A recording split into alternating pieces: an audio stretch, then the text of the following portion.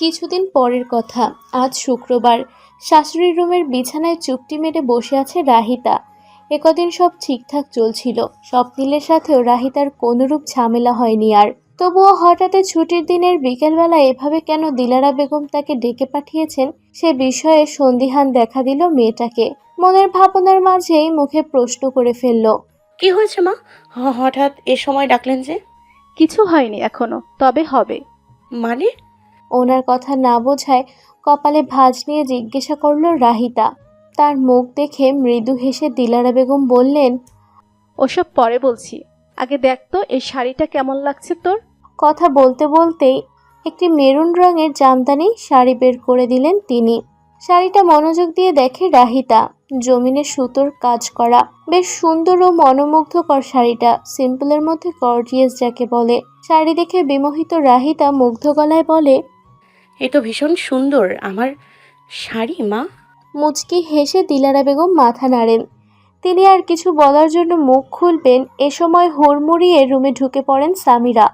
হুট করে রুমে ঢুকে মায়ের সাথে ভাবিকে দেখে চমকে যায় সে। সেভাবেই তার নজর চলে যায় রাহিতার হাত ধরে থাকা শাড়িটার দিকে। প্রশস্ত হেসে বলে, আরে মা, এটা তোমার সেই শাড়ি না যেটা তুমি আমায় কোনোদিন পরতে দাওনি? এটা যে আমি আমার একমাত্র ছেলের বউয়ের জন্য তুলে রেখেছিলাম সেই কবে থেকে। তোকে পরতে দিব কেন?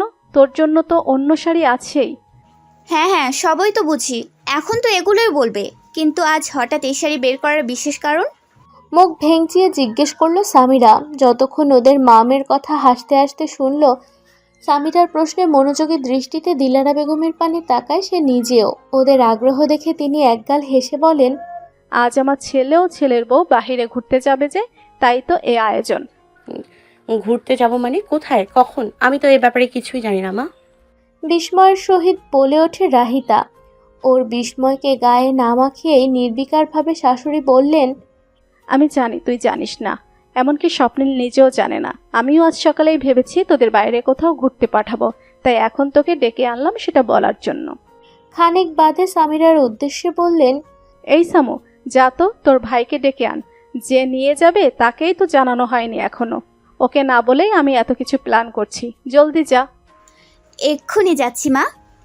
মায়ের কথায় স্ততফূর্তভাবে উচ্ছ্বাস নিয়ে বেরিয়ে পড়ে সামিরা। 10 মিনিটের মাথায় ওর সাথে রুমে প্রবেশ করে স্বপ্নিল।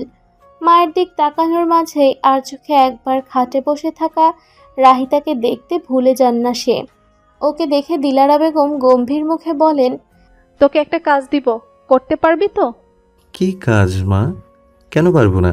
আজ পর্যন্ত তোমার দেয়া কোনো কাজ আমি করিনি এমন হয়েছে কি? খানিকটা অবাক সুরেই বলে ওঠেন স্বপ্নিল। ওকে দেখে মাথা নাড়িয়ে দিলারা বেগম পুনরায় বলেন, বেশ, তবে এখন তোকে একটাই কাজ দেওয়া হলো, এবং সেটা হচ্ছে আজ বিকেলে তোর বউকে তোর ইচ্ছে মতো কোথাও থেকে ঘুরিয়ে আনা। হঠাৎ এখন? মানে আগে থেকে না বলে? আগে থেকে বলবো কিভাবে?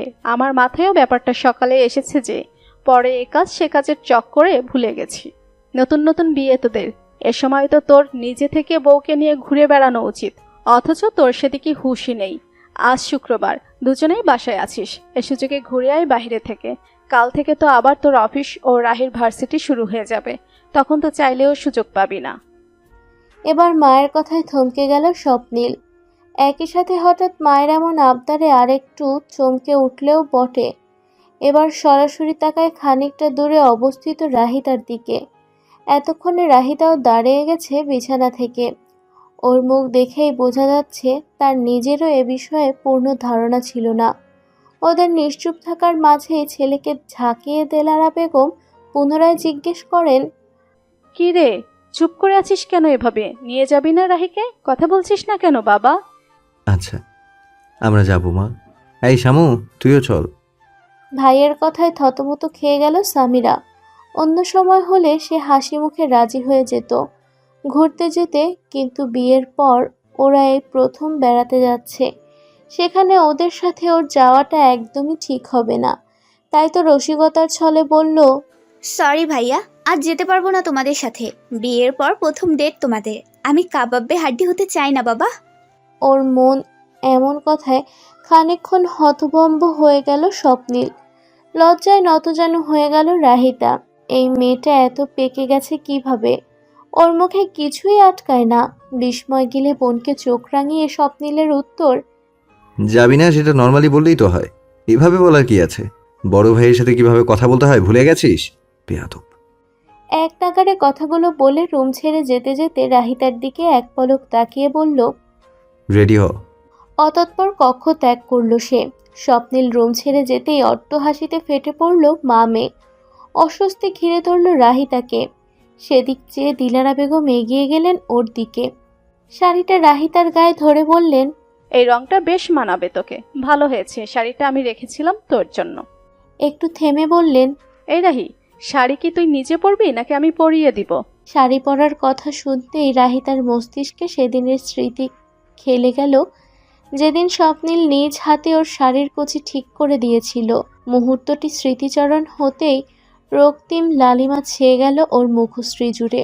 আড়ষ্ট কণ্ঠে বলল, আপনিই পরিয়ে নিন মা।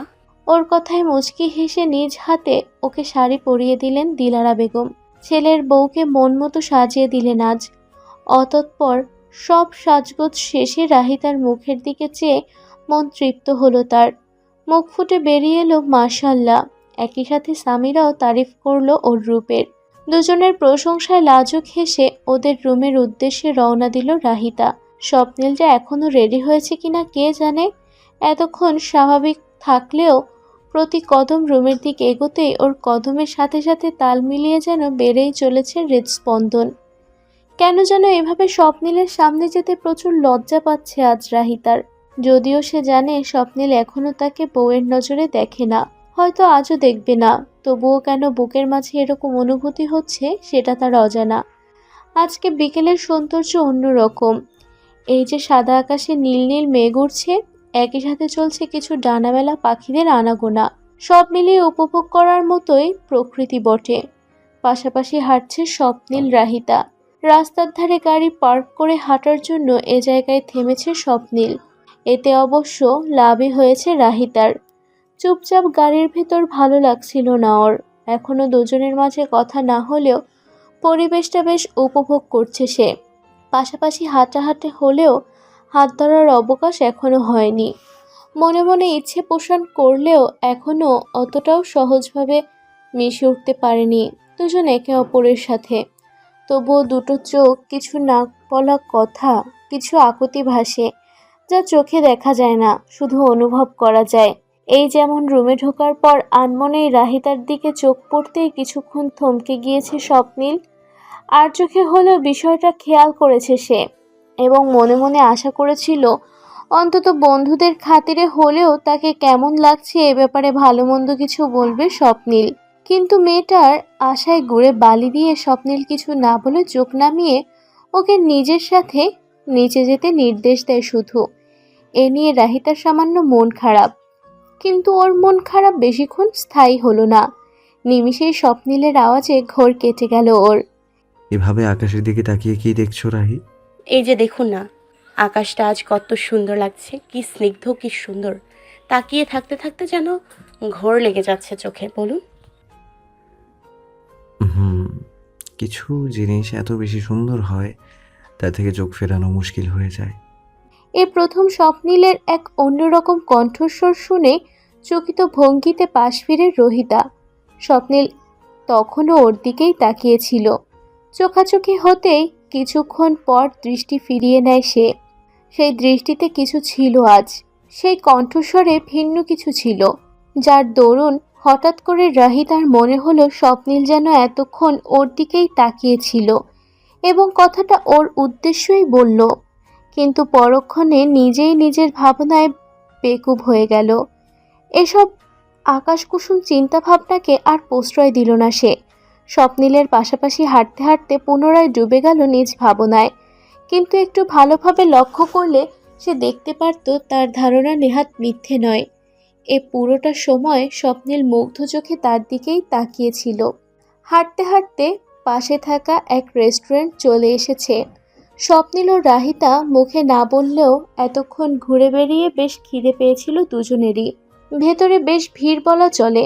একে তো শুক্রবার, তার মধ্যে সন্ধ্যাবেলা। পরিবার নিয়ে অনেকেই খেতে এসেছে বলা চলে।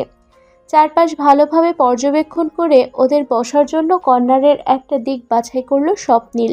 এই জায়গাটা সুন্দর, খানিকটা নিরিবিলি এবং একপাশে কাচের দরজা থাকায় শব্দহীনভাবে বাহিরের পরিবেশও দেখা যাচ্ছে। অর্ডার দেওয়ার আগে সে রাহিতাকে জিজ্ঞেস করলো, কি খাবে বলো, তোমার জন্য কি অর্ডার দেবো? মনোযোগ দিয়ে বাহিরের পরিবেশ দেখছিল রাহিতা। হুট করে স্বপ্নিলের প্রশ্নে চোখে ওর দিক ফেরায় সে। স্বপ্নিলের হাতে মেনু কার্ড দেখে ইতস্ততভাবে তাকায় সে।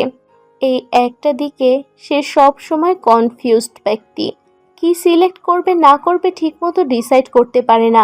আগে যখন মা বাবা ভাই বোনদের সাথে যেত আর ওরাই নিজেদের পাশাপাশি রাহিতার জন্য অর্ডার দিত। বন্ধুদের সাথে গেলেও ওরা যা খেত রাহিতার জন্য সেটাই অর্ডার দিত। তাই ও স্বভাবসুলভভাবে মিনমিনিয়ে বলল কথক। আপনি যেটা খাবেন সেটাই অর্ডার দিন। Are you sure? না মানে, তোমার তো আলাদা পছন্দ থাকতেই পারে। আমি যেটা খাবো ওটা তোমার যদি পছন্দ না হয়? না না, এমন হবে না, আপনি নিশ্চিন্তে অর্ডার করুন। সাবলীল হেসে উত্তর দিল রাহিতা। কিছুক্ষণ ওর দিকে নির্বিকারভাবে তাকিয়ে দৃষ্টি ফিরিয়ে পুনরায় মেনু কার্ড দেখে ওয়েটারকে ডাকলো স্বপ্নিল। অতঃপর কিছু একটা ভেবে দুজনের জন্যই দুটো সেট মেনু অর্ডার দিল। তা দেখে স্বস্তির নিঃশ্বাস ফেলে রাহিতা, কারণ সেট মেনুতে সচরাচর রাইস, ভেজিটেবল, চিকেন বা বিফ আইটেমই থাকবে। এগুলো তো সে স্বাচ্ছন্দ্যে খেতে পারবে। তাই এটা অর্ডার দেওয়ার স্বপ্নিলের প্রতি মনে মনে খুশিই হলো সে। যথারীতি ওদের টেবিলে খাবার এলো। আর খাবার দেখার পর রাহিতার মনে হলো স্বপ্নিলকে নির্দিষ্ট কোনো উত্তর দেওয়াই তার ঠিক ছিল। কেননা তাদের দুজনেরই প্ল্যাটারে চিকেন বা বিফের জায়গায় প্রন অর্থাৎ চিংড়ি রয়েছে। হয়তো স্বপ্নিলের চিংড়ি পছন্দ, তাই এটাই অর্ডার দিয়েছে দুজনের জন্য।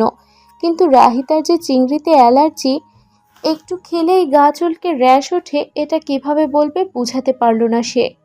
একবার ভাবলো দোষ তো তার নিজেরই। স্বপ্নিল তো বেশ কবার জিজ্ঞেস করছিল ওকে, কিন্তু সে নিজেই তো আগ বাড়িয়ে বলেছিল যা ইচ্ছে অর্ডার দিতে। তবে এখন কিভাবে অভিযোগ করবে সে?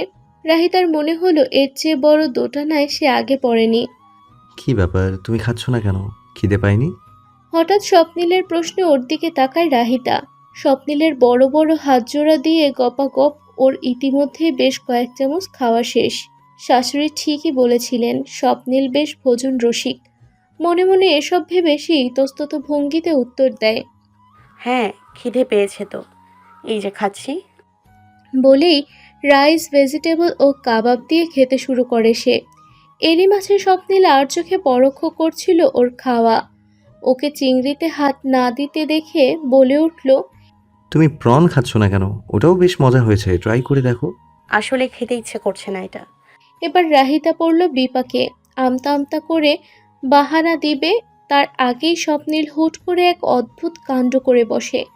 আচমকা তার চামচে একটু চিংড়ি নিয়ে রাহিতার দিকে এগিয়ে দেয়।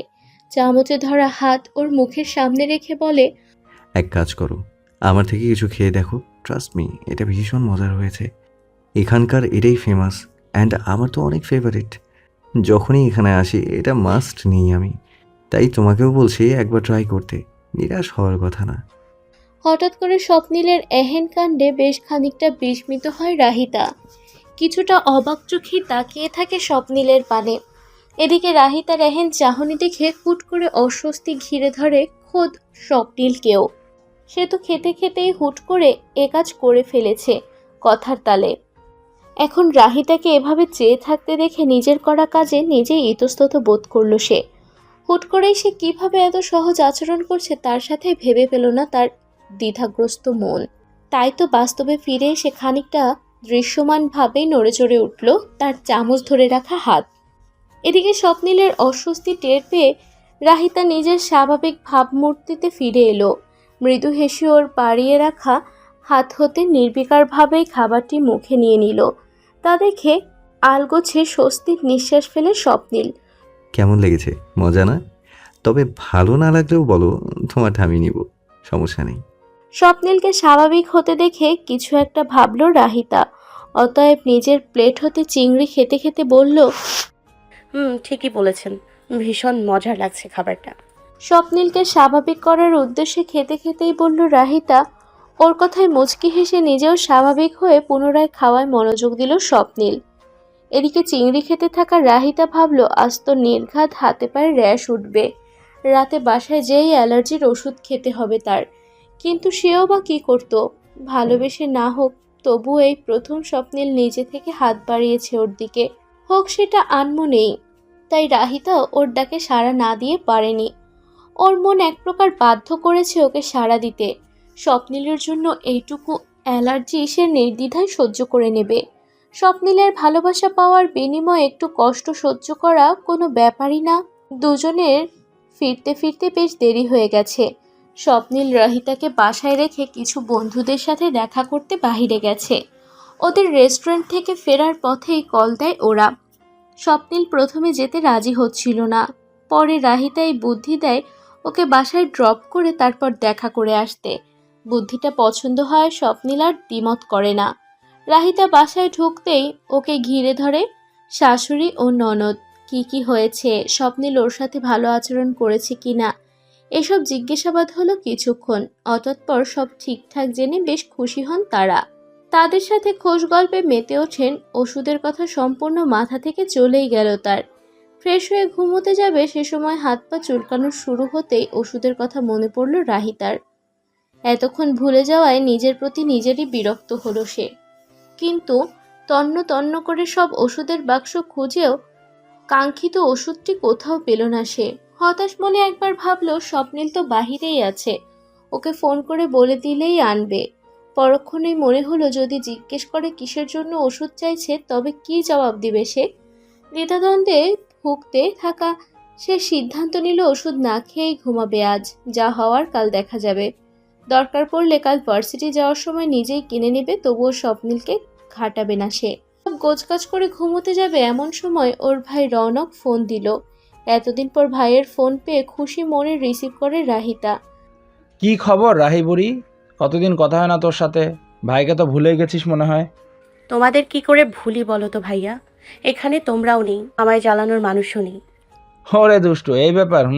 তো কি করছিস বল, সব ভালো তো? স্বপ্নিল কেমন আছে, কি করিস তোরা? আমরা ভালো আছি, তুমি বলো তোমাদের কি খবর? হঠাৎ এত রাতে ফোন দিলে যে, সব ঠিক আছে তো? উনি তো বাসায় নেই ভাইয়া, আমরা আজ বাইরে গিয়েছিলাম ঘুরতে, রেস্টুরেন্ট থেকে একেবারে ডিনার সেরেই বাসায় ফিরেছি। আমায় ড্রপ করে তার বন্ধুদের সাথে দেখা করতে গেছেন। তোরা দুজনই শুধু গিয়েছিলি না পুরো পরিবার? আমরা দুইজনই। কেন? বাহ, খুব ভালো। জামাইবাবু দেখছি আমার বোনের বেশ ভালো যত্ন নিচ্ছে, খুশি হলাম শুনে। খানিকটা হেসে বলল রওনাক। ওর কথায় ইতস্তত হাসল রাহিতাও। কিছুক্ষণ নীরব থাকার পর রওনাক বলল, তোকে এ সময় ফোন দিয়েছি কারণ আমার হুট করেই মনে পড়লো তোর না সামনের সপ্তাহে পরীক্ষা। প্রিপারেশন কেমন? এই কোর্সের কিছু ম্যাথে যে প্রবলেম ছিল তোর, আমার থেকে বুঝিয়ে নিতি, সেগুলো পারছিস তো? এবার ভাইয়ের কথায় টনক নড়ে রাহিতার। সামনের সপ্তাহে ওর পরীক্ষা।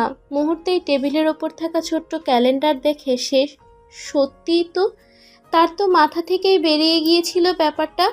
ভাইয়া না মনে করে দিলে কি হতো? তবুও ভুলে যাওয়ার কথা স্বীকার করে না সে। মুখে বলে, হ্যাঁ ভাইয়া, মনে আছে, তুমি চিন্তা করো না, আমি প্র্যাকটিস করছি সব পারার কথা। তবুও প্রবলেম হলে আমি তোমায় ফোন দেব। ঠিক আছে, রাখছি তাহলে, বেশ রাত হয়েছে, কাল ভার্সিটি আছে তোর, ঘুমো এখন। তারপর ভাইয়ের সাথে আরও টুকটাক কথা শেষ করে ফোন রেখে দেয় রাহিতা। এতক্ষণে হাতে পায়ের চুলকানি বেড়েছে, তবুও মুখ বুঝে তা সহ্য করে সে। পরিশেষে কাল ভার্সিটি যে ফ্রেন্ডদের থেকে নোটস নিয়ে ভালোভাবে পড়া শুরু করবে এ ভাবনায় ঘুমানোর উদ্দেশ্যে বিছানায় শুয়ে পড়ে সে। রাত 12টা।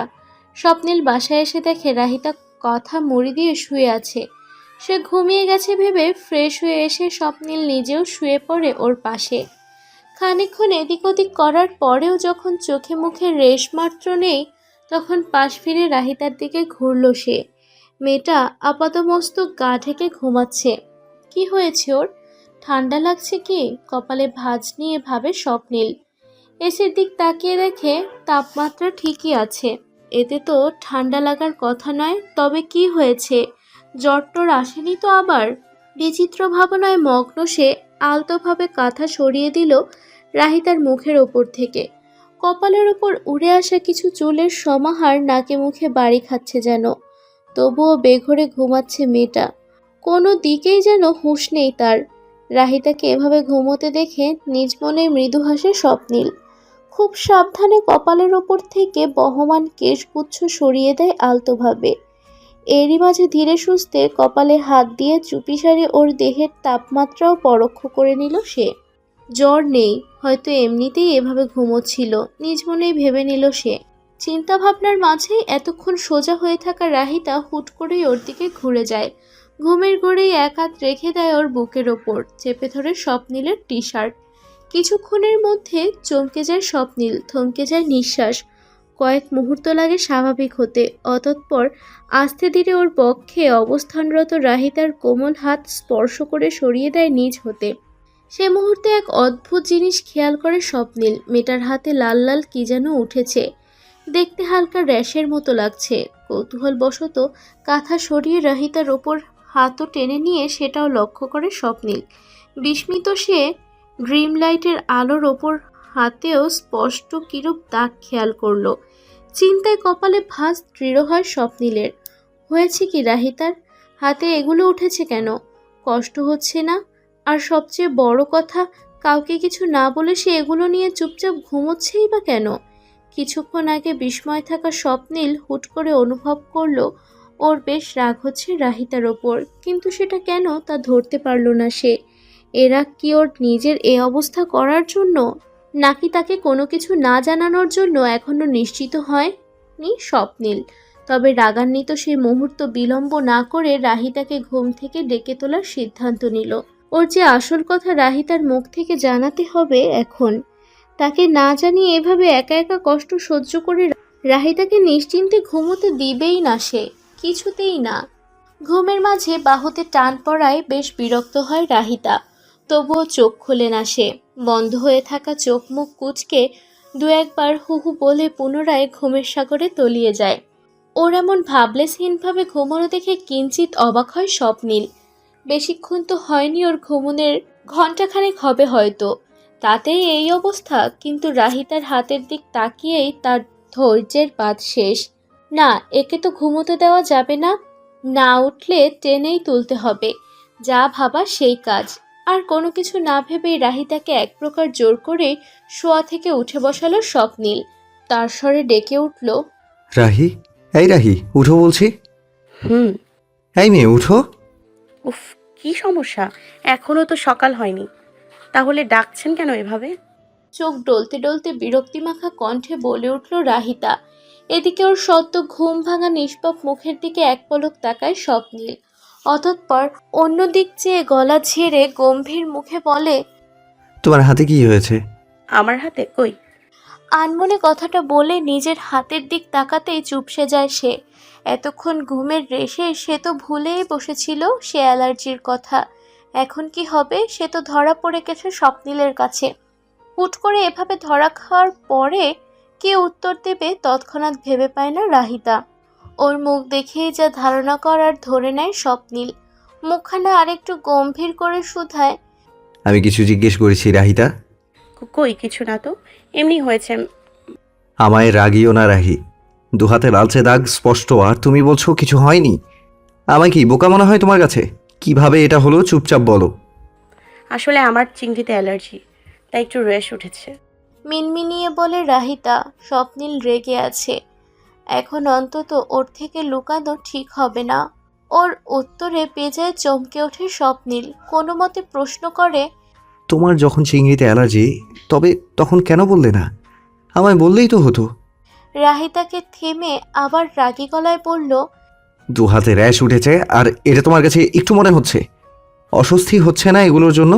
সরি, আসলে খাবার আসার পর আমি খেয়াল করিনি যে সেখানে চিংড়ি ছিল। এজন্যই আমি খাবার অর্ডার দেওয়ার আগে তোমায় জিজ্ঞেস করেছিলাম তুমি কি খাবে, কিন্তু তুমি তো কিচ্ছুই বললে না। তাই আমি আমার পছন্দ মতো অর্ডার দিয়েছি। তবুও যদি তোমার অ্যালার্জি থাকে তুমি বললেই পারতে। আমি কি তোমায় বকা দিতাম? না মানে আপনি এত শখ করে বলেছিলেন। শখ করে বলেছি তো কি হয়েছে? এজন্য তুমি এমন কিছু খাবে যেটা খেলে তোমার শরীর খারাপ হয়? এটা কি ধরনের ছেলে মানুষই রাহিতা? আশ্চর্য। রাহিতার মুখ থেকে কথা ছিনিয়ে নিয়ে ওকে কথাগুলো বলে স্বপ্নিল।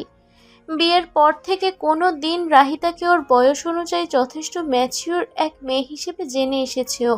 সেই রাহিতার দ্বারা আজ এমন ইম্যাচিওর কাজ ঘটতে দেখে অবাক না হয়ে পারেনি সে। এদিকে স্বপ্নিলের থেকে এতগুলো বকা খেয়ে মুখ ভার করে আছে রাহিতা। মনে মনে আফসোস করলো সে কেন স্বপ্নিল তাকে ভালোবাসে না। যদি ভালোবাসতো তবে সে বুঝতো কেন রাহিতা তার দেওয়া প্রথম কিছু প্রত্যাখ্যান করতে পারেনি। কিন্তু মনের আফসোসকে সে মনেই রাখলো, মুখ ফুটে বেরোতে দিল না। একটি দীর্ঘশ্বাস ছেড়ে মাথা নিচু করে বলল, এরকম অ্যালার্জি আমার আগেও হয়েছে, চিন্তা করবে না, ওষুধ খেলেই ঠিক হয়ে যাবে। খেয়েছো ওষুধ? স্বপ্নিলের শান্ত গলার প্রশ্নে মাথা তুলে তাকায় সে। চোখে চোখ পড়তেই অন্যদিকে মুখ ঘুরিয়ে ঘাড় ঘুরিয়ে নাবোধক মাথা নাড়ে সে। বিরক্তিতে চ শব্দ করে স্বপ্নিল রাহিতার করা কাজকর্মে আজ খুব রাগ লাগছে তার। একে তো চিংড়ি খেয়ে অ্যালার্জি বাঁধিয়েছে, অন্যদিকে বাসায় এসে ওষুধটাও খায়নি। এই কেয়ারলেস মেয়েকে নিয়ে সে কি করবে? আশ্চর্য। ওষুধ খাওনি কেন? ধমকে উঠতে স্বপ্নিল যে ধমকে ঈষৎ কেঁপে উঠল রাহিতা। আর চোখে স্বপ্নিলের থমথমে মুখের দিকে তাকিয়ে নিচু গলায় বিড়বিড়িয়ে বলে, ওষুধ খুঁজেছিলাম, পাইনি কোথাও। চোয়াল শক্ত হয়ে আসে স্বপ্নিলের। দাঁতে দাঁত চেপে বলে, তো আমাকে সেটা ফোন করে বলা যেত না? আমি কি বাহিরে ছিলাম না এতক্ষণ? অনেকদিন পর বন্ধুদের সাথে ছিলেন, আমি আপনাকে ডিস্টার্ব করতে চাইনি। শারাপ রাহি, কি সমস্যা তোমার? আমায় বলো তো। তখন থেকে যেটাই বলছি তোমার একটাই উত্তর, আমার জন্য তুমি করনি। তোমার কথা শুনে এখন মনে হচ্ছে সব দোষ আমার জন্যই তোমার এই অবস্থা। আমার নিজের নজরে। আচ্ছা। কথাগুলো বলতে বলতেই বিছানা থেকে উঠে গেল স্বপ্নিল। একটু পর ওয়াশরুম থেকে গেঞ্জি বদলে গায়ে শার্ট চেপে বের হলো সে। ওকে এভাবে বের হতে দেখে কপালে ভাঁজ পড়ে রাহিতার। সেভাবেই বোকার মতো জিজ্ঞেস করে, এ সময় কোথায় যাচ্ছেন আপনি? অনেক রাত হয়েছে তো। নিজের দায়িত্ব পূরণ করতে যাচ্ছি। মানে? কিছু না, তুমি আমায় ফোন দিলে যেটা বাহির থেকে আনতে পারতাম, এখন সেটাই আনতে যাচ্ছি। আল্লাহ, আপনার যাওয়ার দরকার নেই, আমি কাল ভার্সিটি যাওয়ার সময় কিনে নিব। অতটা অসুবিধা হচ্ছে না আমার, এত রাতে কষ্ট করে যেতে হবে না আপনার, প্লিজ। ওর কথাকে পাত্তা না দিয়ে টেবিল থেকে ওয়ালেট হাতে নিয়ে রুম থেকে বের হয় স্বপ্নিল। যেতে যেতে শীতল কণ্ঠে বলে যায়, এমনিতেই আমি কম গিল্টি ফিল করি না তোমায় এতদিন কষ্ট দিয়ে। তার মধ্যে তুমি এসব শুরু করেছো। 1 মাস তোমায় যথেষ্ট অবহেলা করেছি, কিন্তু বাকি জীবনে আর নয়। তাই আমায় চুপচাপ নিজের কাজ করতে দাও। আমি না আসা পর্যন্ত ঘুমোবে না, মনে থাকে যেন। ওর যাওয়ার পানে অবাক নয়নে চেকে থাকে রাহিতা। স্বপ্নিলের আচরণ, ওর বলা কথাগুলোর মাঝে আজ অন্যরকম এক ভালো লাগা খুঁজে পায় সে। মনের এক খুশির সামনে যে তার হাত পায়ের সামান্য অ্যালার্জি যেন কিছুই না। তার প্রতি এমন যত্নশীল স্বপ্নিলকে আগে কখনো দেখেনি সে। ও যদি রোজ রোজ এমন কেয়ার দেখায় তবে তার জন্য প্রতিদিন অ্যালার্জির কষ্ট সইতে পারবে রাহিতা। আনমনে ভেবে বোকার মতো নিজেই হাসে মেয়েটা। স্বপ্নিল ফিরে কিছুক্ষণ পরেই। ওদের বাসা থেকে মিনিট 10 দূরে এক ফার্মেসি থাকায় বেশি দূর যেতে হয়নি তার। ভাগ্যক্রমে দোকানটা বন্ধ করার আগ মুহূর্তেই সে পৌঁছায়, অন্যথা ওষুধ পাওয়া হতো না আর তার আজ। ওকে ফিরতে দেখে বিছানা থেকে উঠে দাঁড়ায় রাহিতা। বিস্মিত সুরে প্রশ্ন করে, এত তাড়াতাড়ি এলেন যে? কোনো দোকান খোলা পাননি তাই না? আমি আগেই মানা করেছিলাম এই সময় যেতে। একটু আগে যা করলাম তাতে ভেবো না আমি তোমায় নিজের স্ত্রী হিসেবে মন থেকে মেনে নিয়েছি। আমি তোমায় মিথ্যে আশ্বাস দিতে চাই না রাহি, তাই তুমি কিছু ভাবার আগে নিজ থেকেই বলছি, আজ আমি স্রেফ নিজের দায়িত্ববোধের খাতিরে তোমার সাথে এমন আচরণ করেছি, এবং এটা ভবিষ্যতেও করব। কারণ আমি না মানতে চাইলেও তুমি আমার বউ, এটা অস্বীকার করার কোনো উপায় নেই। আর তার চেয়েও বড় কথা হলো তুমি আমার দায়িত্ব। তোমার প্রতি কোনোরূপ অবহেলা হলে সেটার দায়ভার আমাকেই নিতে হবে। তাই তোমার ভালো মন্দের বিষয়ে আমি কোনো প্রকার হেরফের হতে দেব না। আর একটা কথা, আপাতত তোমায় বন্ধু ছাড়া অন্য কিছু ভাবা আমার পক্ষে সম্ভব হচ্ছে না। আমার সময় দরকার, আশা করছি তুমি আমাকে বুঝবে। ব্যাস, এতক্ষণের খুশিটা যেন মুহূর্তেই নিঃশেষ হয়ে গেল রাহিতার। নিঃশব্দে চোখ বেয়ে গড়ে পড়ল দুফোঁটা নোনা জল, যা অন্ধকার কক্ষের নির্জনতায় টের পেল না স্বপ্নিল। বেশ কিছুক্ষণ ওকে নীরব দেখে সে ভেবে নিল ওর কথা শুনে জবাব দেওয়ার আগেই ঘুম কাতুরে রাহিতা হয়তো এতক্ষণে আবারও ঘুমের সাগরে তলিয়ে গেছে। তাও নিজের মনের কথা রাহিতাকে বলতে পেরে হালকা অনুভব করে চুপচাপ ঘুমিয়ে পড়ল স্বপ্নিল। কিন্তু ঘুমন্ত সে ঘুণাক্ষরেও টের পেল না যে তার কথার প্রভাব তারই পাশে শয়নরত মানুষটার বাকি রাতের ঘুম কেড়ে নিয়েছে। ভার্সিটির ক্লাসে চুপচাপ বসে আছে রাহিতা। সামনের সাদা বোর্ডে স্যার পড়ালেও আদত ওর মাথায় কিছু ঢুকছে না, কেননা ক্লাসে বসে থাকলেও ওর মনোযোগ এখন অন্যদিকে। কাল সারা রাত ভেবেছে স্বপ্নিলের কথাগুলো।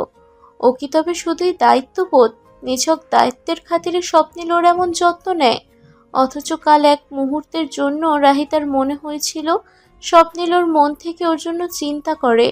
অন্তত ওর আচরণে এমনটা স্পষ্ট বোঝা যাচ্ছিল। তবুও শেষ মুহূর্তে এসে কেন এসব বলল কে জানে।